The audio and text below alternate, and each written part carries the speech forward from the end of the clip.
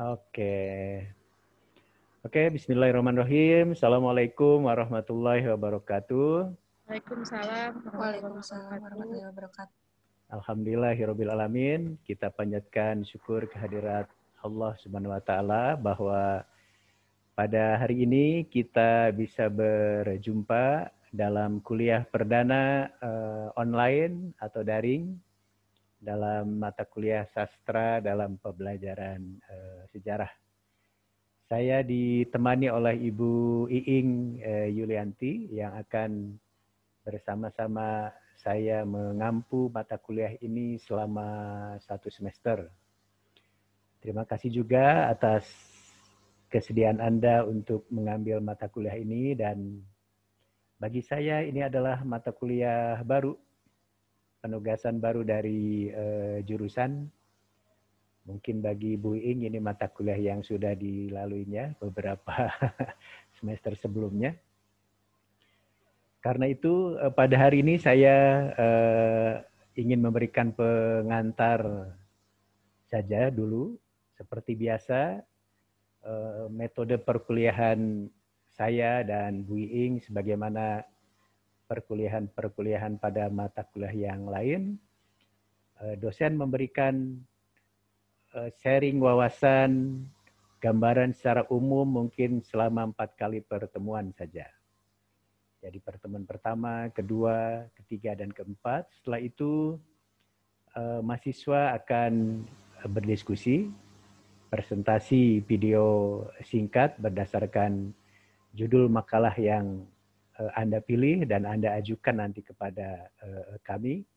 Tentu selama proses diskusi dan presentasi video singkat, ada juga komentar dari saya dan dari Bu Iing, termasuk komentar Anda melalui WhatsApp group. Ya. Jadi seperti itu gambaran perkuliahan kita selama 1 semester.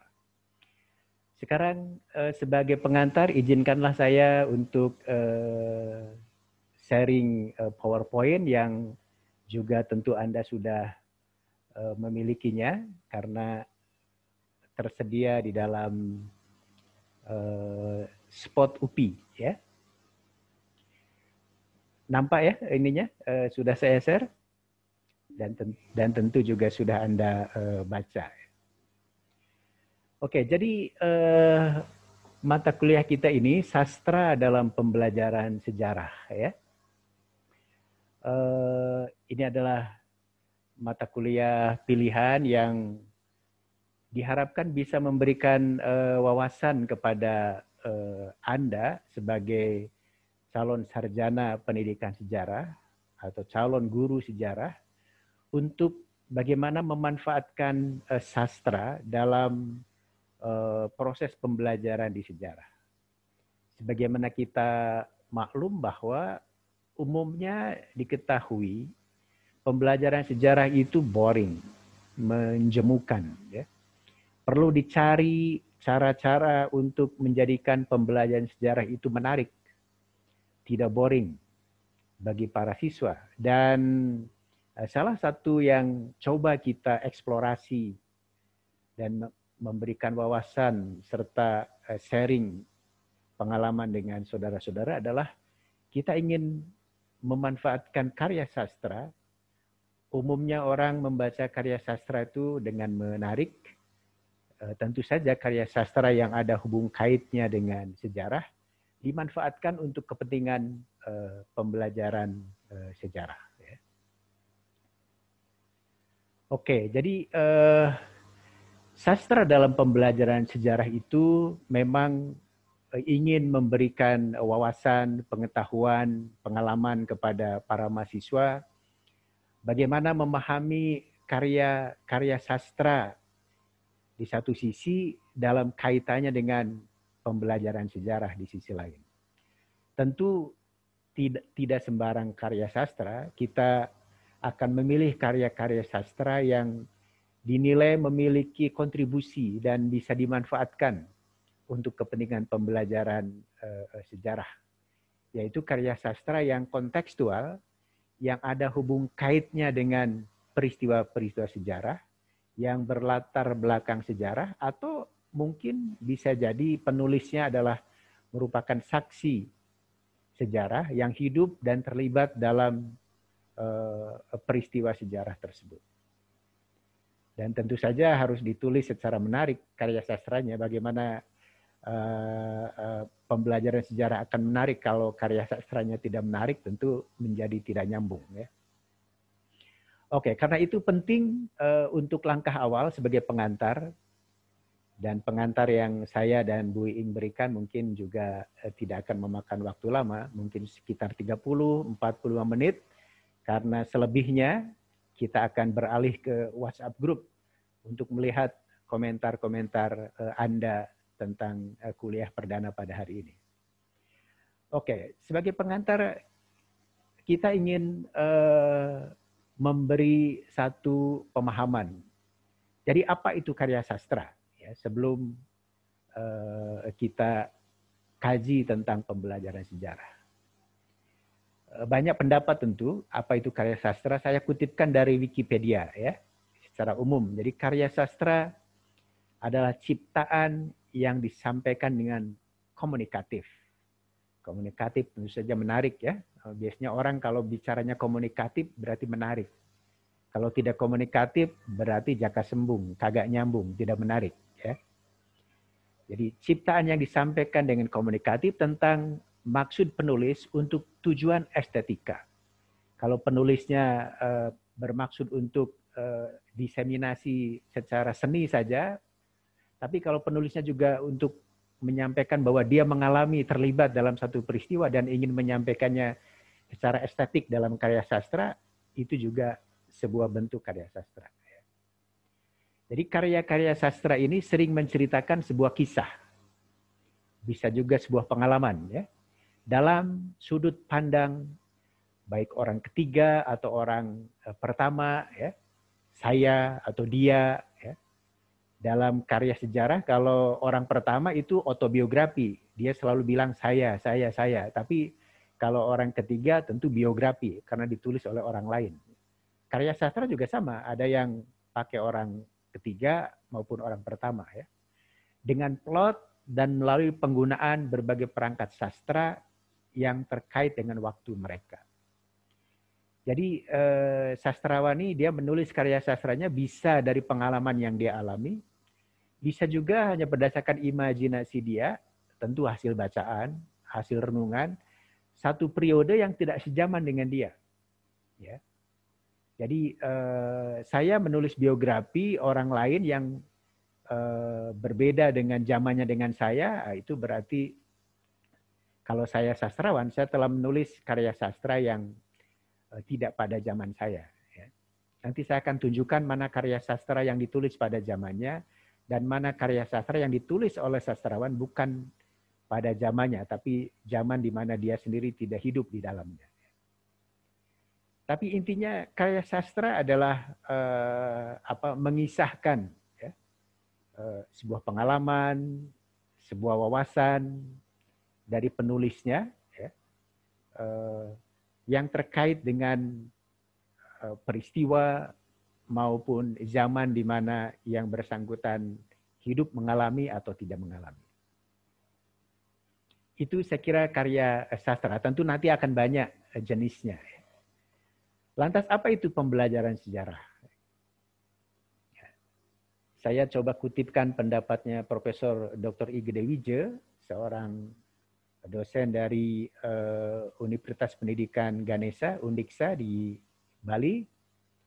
Dia nulis, pembelajaran sejarah itu perpaduan antara aktivitas belajar dan mengajar yang di dalamnya mempelajari tentang peristiwa masa lampau yang erat kaitannya dengan masa kini dan kecenderungan pada masa depan. Saya pikir Anda kalau nanti ngambil mata kuliah PPL, praktek pengalaman lapangan atau apapun namanya, dan nanti sudah mengajar, tentu Anda akan akrab dengan dunia pembelajaran sejarah ini, ya.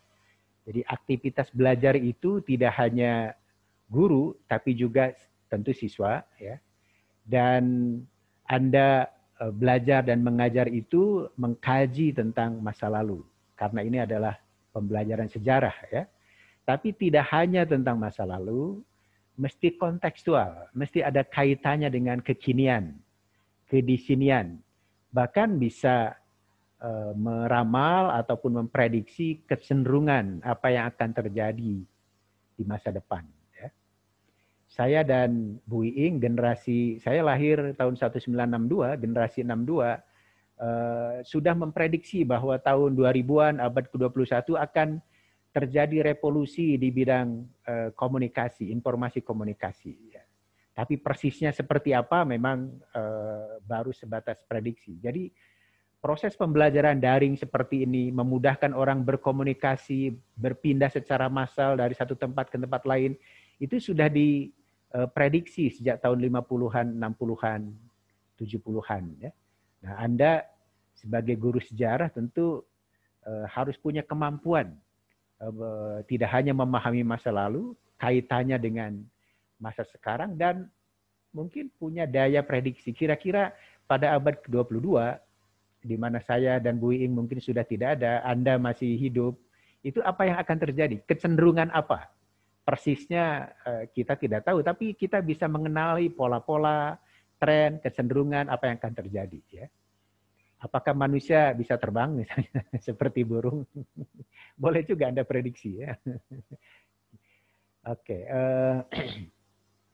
itu tentang pembelajaran sejarah. Jadi masalah utamanya adalah, tadi saya katakan, pembelajaran sejarah itu umumnya boring karena mungkin gurunya kurang sophisticated ya. Dia hanya mempelajari masa lalu. Masa lalu kalau tidak dikaitkan dengan masa sekarang irrelevant, tidak relevan. Mungkin gurunya hanya belajar sejarah untuk masa lalu saja sehingga menjadikan pelajaran ini boring. Jadi sementara membaca karya sastra itu memang mengasihkan, manakala belajar sejarah itu membosankan. Jadi agar pembelajaran sejarah itu menarik, salah satunya kita bisa memanfaatkan karya-karya sastra sebagai media atau sebagai bahan pembelajaran. Jadi saya kira ini salah satu tujuan penting dalam mata kuliah ini, bagaimana di satu sisi Anda bisa memahami, mengapresiasi karya-karya sastra yang menarik, yang kontekstual, yang menurut Anda bisa digunakan untuk kepentingan pembelajaran sejarah agar tidak membosankan. Ya. Oke, sekarang coba kita jelajahi ya beberapa contoh karya sastra. Ya. Umumnya memang karya sastra itu dibagi 3 saja, ada puisi, kisah yang pendek atau pernyataan yang pendek tapi indah, yang pendek padat tapi indah, penuh makna. Ada juga prosa. Prosa itu kisah yang panjang, tapi prosa juga ada prosa yang panjang, ada prosa yang pendek. Prosa yang pendek namanya cerpen, cerita pendek, carpon, cerita pondok, ya, kalau orang Sunda ya. Tapi yang prosa yang panjang namanya novel. Sementara ada juga drama, jadi naskah drama. Jadi saya kira karya yang cukup panjang juga ya. Oke, coba kita kenali selintas dan diharapkan nanti Anda bisa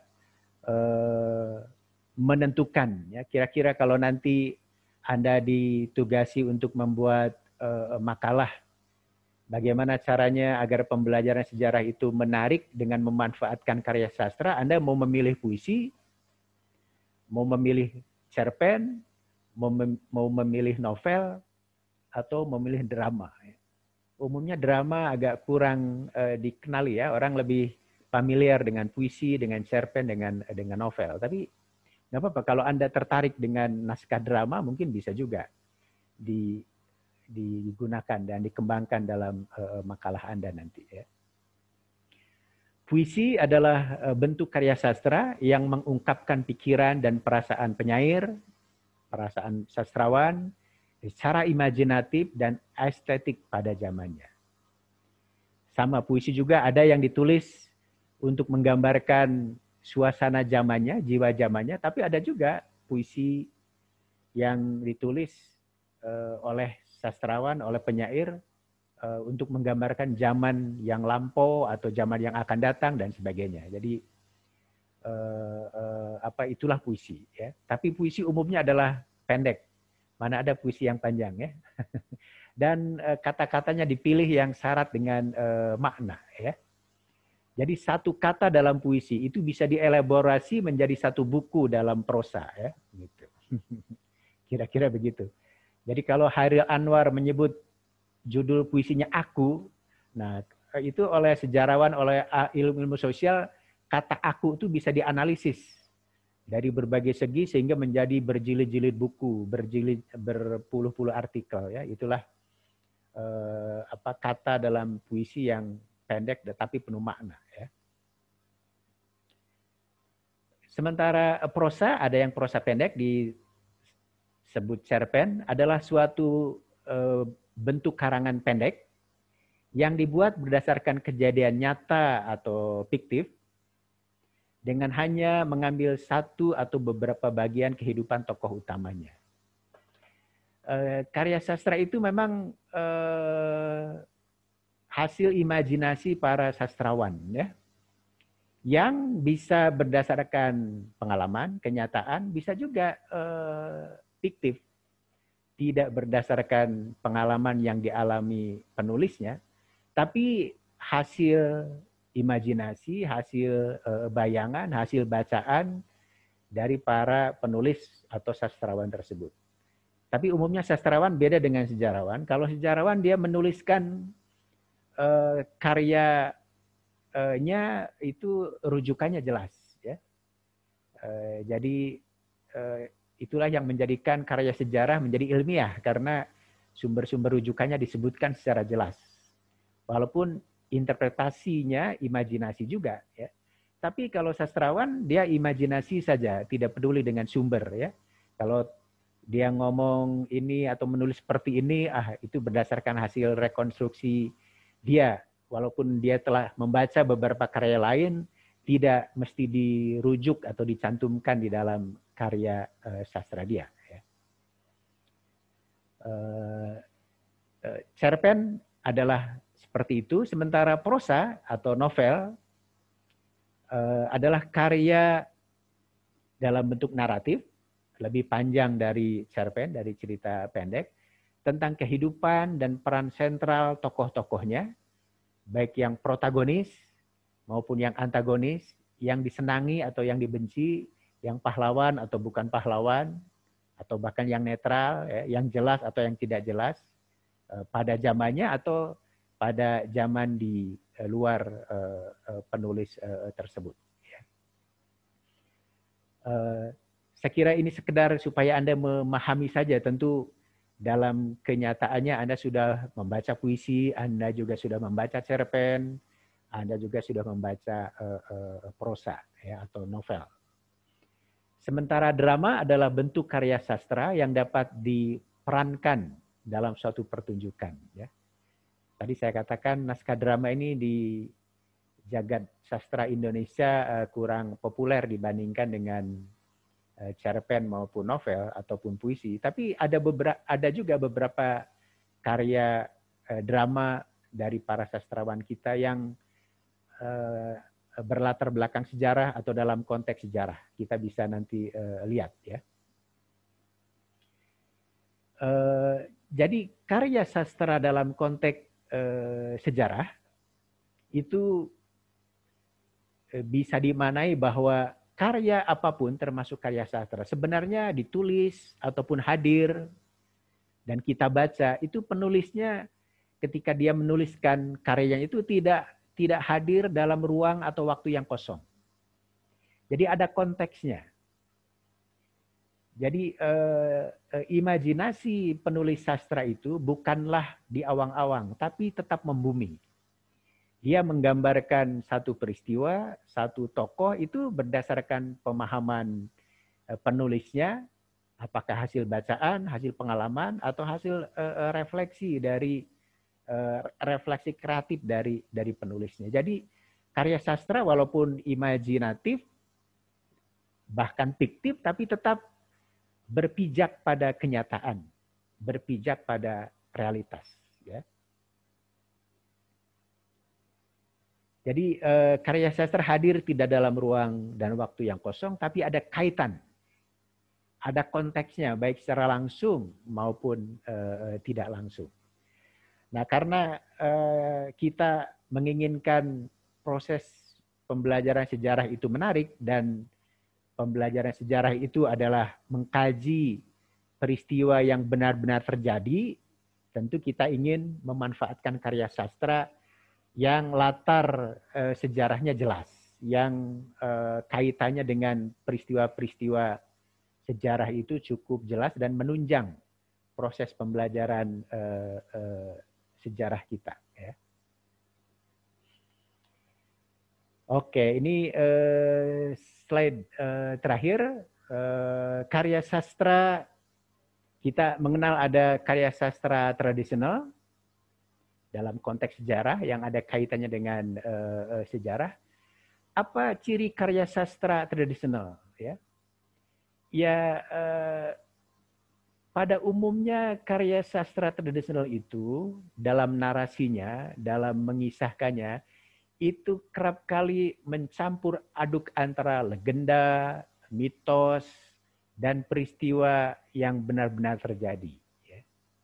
Jadi itu yang dimaksud dengan tradisional, gaya lama penceritaan dalam sebuah karya sastra dan kaitannya dengan sejarah. Selalu di dalamnya ada unsur legenda, unsur mitos, unsur logis, tidak logis, rasional, tidak rasional, dan sebagainya. Ya.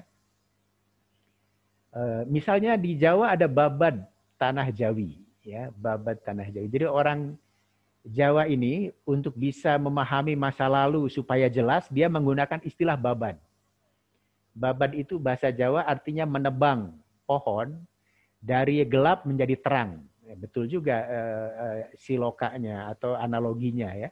Jadi kalau Anda ingin mengetahui satu peristiwa dari gelap, dari abu-abu menjadi jelas, ya memang sinonimnya boleh menggunakan kata babad, ya, menebang.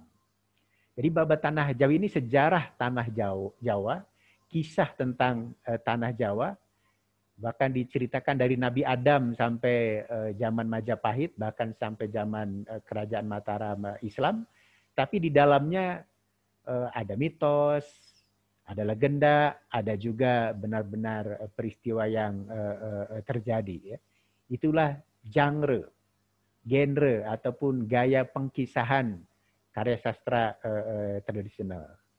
Apakah bisa dimanfaatkan untuk pembelajaran sejarah sepanjang Anda bisa memilah mana mitos, mana legenda, mana peristiwa yang benar-benar terjadi, silahkan saja. Ya. Tapi jangan mengajarkan sejarah dengan mitos, dengan legenda, nanti anak-anaknya nggak bisa membedakan mana yang real, mana yang tidak real. Ya. Jadi misalnya anak-anak Raja Majapahit itu ternyata dia adalah anak naga dari lautan di seberang mana gitu. Itu tidak rasional kan ya. Carita Parahyangan. Orang Sunda untuk menggambarkan masa lalunya dia membuat satu kisah carita Parahyangan. Jadi ini mengisahkan tanah Priangan, tanah yang indah, molek, daerah Bandung, Sumedang, Tasik, Garut, Ciamis, ya Cianjur. Orang mengatakan Priangan ini diciptakan ketika para dewa sedang tersenyum, ya. Nah, jadi sehingga indah. Sementara daerah saya, daerah Anda juga mungkin karena daerahnya tidak indah, mungkin diciptakan dulu ketika dewanya sedang haredang, sedang tidak tersenyum, ya. Jadi cerita Parahyangan mengisahkan apa-apa yang terjadi di Tatar Sunda, khususnya daerah Priangan, sama di dalamnya ada unsur mitos juga, legenda, ada juga unsur yang peristiwa yang terjadi khususnya pada zaman kerajaan Pajajaran maupun Galuh dan sebagainya. Ya. Kemudian ada juga hikayat Raja-Raja Pasai, ini tentang kerajaan Pasai di Sumatera. Ya. Hikayat bahasa Arab, ya, kisah hidup. hikayat. Tentu tentang Raja-Raja Pasé, walaupun mengisahkan kehidupan Raja-Raja Pasé, tapi di dalamnya ada unsur mitos, legendanya, dan sebagainya. Bagaimana kita bisa memahami bahwa dalam hikayat Raja-Raja Pasé misalnya ada seorang raja yang kena penyakit kulit, dan penyakit kulitnya tidak sembuh-sembuh, ya. Dan dia baru sembuh ketika dikawinkan dengan anak demang lebar daun. Jadi penyakit kulit sembuh karena perkawinan, dan anak lebar daun itu adalah seekor putri ular. Jadi kan gimana kita bisa memahaminya, penyakit kulit sembuh dengan kawin putri ular. Jadi unsur legenda seperti itu tentu tidak bisa diterima oleh akal sehat, oleh logika. Walaupun ada seorang antropolog yang mencoba memberi tafsir lain tentang kisah-kisah legenda mitos dalam karya sastra tradisional dengan tafsir pemahaman yang rasional. Terakhir, sejarah Melayu, ini contoh sejarah di Melaka yang mengisahkan tentang kehidupan raja-raja di Kesultanan Malaka. Masih tetap ada juga unsur mitos legenda, di samping ada juga unsur-unsur sejarahnya. Jadi karya sastra tradisional kita, gambarannya seperti itu. Kita memiliki karya sastra dengan genre, dengan cara penceritaan yang berbeda ketika kita dijajah oleh negara-negara barat. Orang barat yang bersifat rasional, yang logis, mencoba memahami masa lalu, masa sekarang, dan memprediksi masa depan itu dengan pikiran-pikiran yang logis, yang rasional. Karena itu kita juga mengenal karya sastra modern dalam konteks sejarah adalah pengaruh dari peradaban barat yang rasional. Sehingga sampai sekarang, mungkin dari mulai awal abad ke-20 sampai sekarang, lahirlah karya-karya sastra, apakah dalam bentuk puisi, dalam bentuk cerpen, dalam bentuk novel, dalam bentuk naskah drama, yang gaya penceritaannya modern, bisa diterima oleh akal sehat, logis, rasional, sebagaimana dengan cara berpikir kita sekarang yang memang hidup di era modern. Ya. Oke, misalnya kita mengenal puisi Benteng dan Tirani, karya Taufik Ismail. Ya. Ini puisi yang menarik karena sebenarnya menggambarkan perjuangan mahasiswa dan golongan intelektual muda pada tahun 60-an, pada saat-saat akhir pemerintahan Orde Lama dan mulai munculnya pemerintahan Orde Baru. Jadi artinya kalau kita melakukan pembelajaran sejarah tentang periode tersebut, kita bisa memanfaatkan beberapa puisi dari Taufik Ismail tentang Benteng dan Tirani ini. Ya. Tentu banyak karya puisi yang lain. Kalau Anda misalnya topik pembelajaran sejarah Anda tentang masa revolusi dan ingin mengisahkan secara hidup tentang pentingnya berjuang atau berperang melawan Belanda, Anda bisa memanfaatkan puisinya Hairil Anwar tentang Diponegoro. Ya. Diponegoro digambarkan oleh Hairil Anwar begitu hidup, ya. Pedang di kanan, keris di kiri, maju terus, pantang mundur, dan sebagainya. Itu untuk menggambarkan semangat perjuangan pada masa revolusi. Ada juga cerpen dari Ave Maria ke Jalan Lain ke Roma yang ditulis oleh Idrus, kumpulan cerpen sebenarnya. Ini adalah prosa pendek menggambarkan suasana zaman pada masa revolusi, awal revolusi Indonesia. Terutama Idrus sangat hidup menggambarkan bagaimana kehidupan arek-arek Surabaya, ya, pada masa awal revolusi, yang acap kali berpikirnya naif sebenarnya, ya, atau mungkin dalam konteks istilah sekarang cara berpikirnya itu bonek, bondonekan. Jadi Idrus menggambarkan Bagaimana mungkin anak-anak masih bau kencur, anak-anak pemuda yang tidak tahu menggunakan senjata, tapi luar biasa menyerang tank, Sherman, tentara sekutu, ya, tanpa takut resiko mati dan sebagainya. Bagi Idrus itu adalah fenomena yang luar biasa dan tidak masuk akal, ya. Jadi mungkin pemikiran para pemuda pada waktu itu dengan cukup bersenjatakan keris, golok, isim, jimat, ya dia bisa mengalahkan tentara Inggris atau tentara Belanda yang baru menang dalam Perang Dunia Kedua.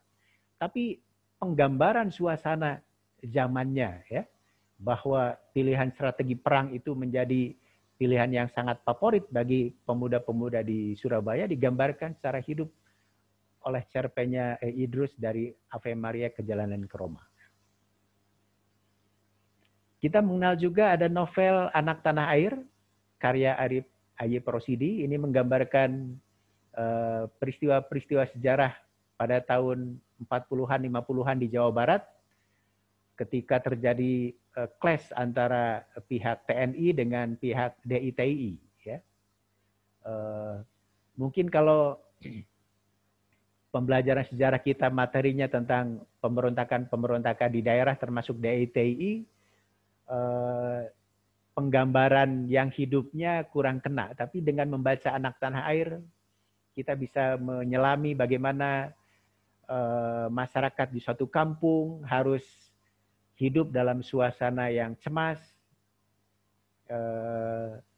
diintimidasi, bahkan mungkin juga dibunuh, baik oleh DITI atau bahkan oleh TNI. Ya. Sehingga dalam bukunya seorang sejarawan Belanda, B.J. Boland, ya, Darul Islam, sebuah pemberontakan, menghadapi suasana cemas seperti itu, masyarakat akar rumput, masyarakat bawah juga punya mekanisme tersendiri supaya hidupnya selamat, supaya aman. Sehingga muncullah istilah kongres. Kongres, singkatan dari menyokong dan beres. Jadi masyarakat ini pandai, kalau siang didatangi oleh TNI, ya, masyarakat di desa itu menyatakan kami menyokong TNI. Jadi kami setia kepada NKRI, kami menyokong TNI. Sehingga tidak terjadi intimidasi, tidak terjadi pembunuhan di desa itu. Tapi kalau malam hari gerombolan DITI datang, masyarakat itu juga bilang, bagaimana?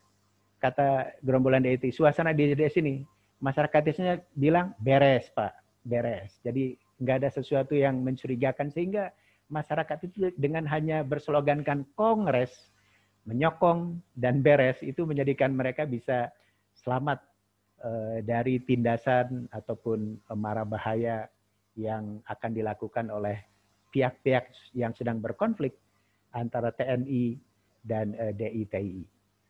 Sangat hidup saya kira novelnya Ayep Rosidi tentang Anak Tanah Air. Mungkin boleh juga Anda analisis, Anda manfaatkan untuk kepentingan pembelajaran sejarah kalau tertarik, ya. Di samping ada juga naskah drama opera Kecoa. Ya, ini naskah drama ini pada masa Orde Baru termasuk naskah drama yang populer tapi dilarang. Karena di dalamnya banyak menyindir tentang penyalahgunaan kekuasaan, tentang korupsi, tentang kolusi, tentang nepotisme. Jadi kontekstual pada zamannya dan populer, tapi kemudian dilarang oleh pemerintah Orde Baru. Ya. Jadi dari penjelasan selintas saya tadi, tentu masalah bagi kita sekarang adalah bagaimana pembelajaran sejarah itu dapat memanfaatkan karya sastra yang menarik. Ya. Jadi dari sekarang Anda coba pikirkan, karena tugas utama Anda dalam perkuliahan ini adalah akan membuat satu presentasi video singkat, ya, selama 5 dan 10 menit paling lama. Dan silahkan kira-kira Anda mau memilih karya sastra apa, apakah puisi, apakah cerpen, apakah novel, apakah naskah drama, untuk menghidupkan pembelajaran sejarah dengan topik apa. Jadi silahkan dikaitkan dan dianalisis dan disajikan secara menarik dalam video singkat. Dan nanti yang kedua, setelah Anda presentasi video singkat, Anda harus membuat makalah lengkap ya, dalam 10-15 halaman sebagai tugas akhir yang mengelaborasi, menjelaskan lebih jauh tentang presentasi video singkat Anda. Jadi menganalisis karya sastra yang Anda pilih dan bagaimana kaitannya dengan menghidupkan pembelajaran sejarah di kelas sehingga anak tidak boring. Ya. Bagaimana menjadikan pembelajaran sejarah itu menarik dengan topik tertentu dan memanfaatkan karya-karya sastra yang familiar dengan wawasan Anda. Tentu Anda tidak bisa menghidupkan suasana pembelajaran sejarah di kelas dengan memilih karya sastra yang tidak familiar dengan wawasan Anda. Nah, saya ingin menggambarkan kebobrokan pemerintah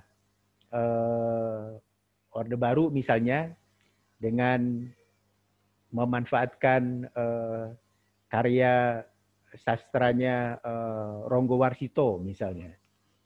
Sementara Anda belum membaca karyanya Ronggo Warsito, nah itu tentu tidak kena ya. Jadi pilihlah karya sastra yang kontekstual, yang Anda pahami dan familiar dan sudah Anda baca, dan kaitkan bagaimana karya sastra ini bisa membantu proses pembelajaran sejarah di kelas dengan materi X yang Anda pilih sehingga pelajaran ini menjadi menarik. Ya. Tentu nanti saya dengan Bu Iing akan juga memberikan komentar ya, baik pada presentasi video singkat Anda dan tentu saja pada makalah lengkap Anda juga saya dan Bu Iing akan memberikan penilaian. Ya. Saya kira secara umum dalam pertemuan pertama kali ini kita sudah 40 menit. Seperti itu gambaran tentang sastra dalam pembelajaran sejarah. Jadi diharapkan Anda memahami karya-karya sastra yang kontekstual, yang ada kaitannya dengan sejarah di satu sisi. Di sisi lain Anda bisa memanfaatkan, menganalisis karya-karya sastra yang menarik itu untuk membantu proses pembelajaran sejarah di kelas, di sekolah, sehingga pembelajaran sejarah itu benar-benar menarik perhatian siswa. Tentu pembelajaran sejarah yang menarik hanya bisa terjadi kalau gurunya juga memiliki wawasan sejarah yang luas. Apakah wawasan sejarah maupun juga bacaan-bacaan lain yang luas, termasuk di dalamnya karya sastra. Saya kira itu sebagai pengenalan dalam pertemuan pertama. Selanjutnya, sisa waktu kita akan kembali ke WhatsApp group untuk melihat komentar Anda dan komentar Anda dalam WhatsApp group juga sebagai salah satu bentuk kehadiran dalam kuliah online. Jadi kuliah online kita pada hari ini bentuknya dua. Dan semuanya mendapatkan penilaian, mendapatkan skor. Anda hadir dalam kuliah daring melalui Zoom meeting, itu kehadiran Anda juga dicatat sebagai mendapatkan satu skor penilaian. Dan ketika Anda juga memberikan komentar dalam WhatsApp group, itu juga bentuk kehadiran yang lain lagi. Jadi bisa jadi mahasiswa sempat hadir di kuliah daring, Zoom meeting, tapi tidak sempat ngasih komentar, artinya dia hanya dapat nilai 1. Tapi kalau bisa jadi juga mahasiswa tidak hadir dalam Zoom meeting, tapi dia ngasih komentar dalam WhatsApp group, artinya dia juga hanya dapat nilai 1. Tapi kalau Anda hadir dalam Zoom meeting, Anda juga memberikan komentar dalam WhatsApp group, artinya Anda akan mendapatkan poin 2. Ya. Jadi saya dan Bu Iing sudah membuat semacam gambaran nilai akhir Anda nanti. Itu adalah merupakan akumulasi dari kehadiran Anda dalam kuliah online Zoom meeting maupun komentar di WhatsApp group. juga berdasarkan hasil presentasi video singkat Anda dari topik judul yang Anda ajukan. Silakan ajukan kepada kami, ditunggu sampai pertemuan ketiga, sebab pertemuan kelima Anda harus sudah mulai diskusi. Ya. Anda juga harus mengikuti UTS, UAS, dan terakhir tentu membuat karya ilmiah, makalah lengkap, mengelaborasi topik-topik yang telah Anda presentasikan dalam video singkat. Saya kira itu Bu Ing sebagai pengantar kita pada hari ini, para mahasiswa sekalian.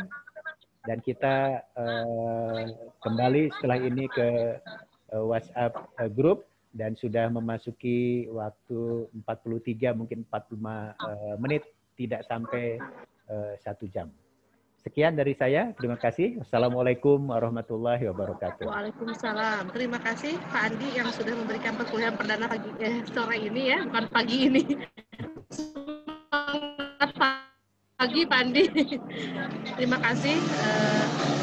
Untuk itu saya akan pinggir jalan Pak, rumahnya berisik mobil. Saya akan akhiri ya Zoom kali ini. Terima kasih kepada para mahasiswa. Kita kembali ke WAG.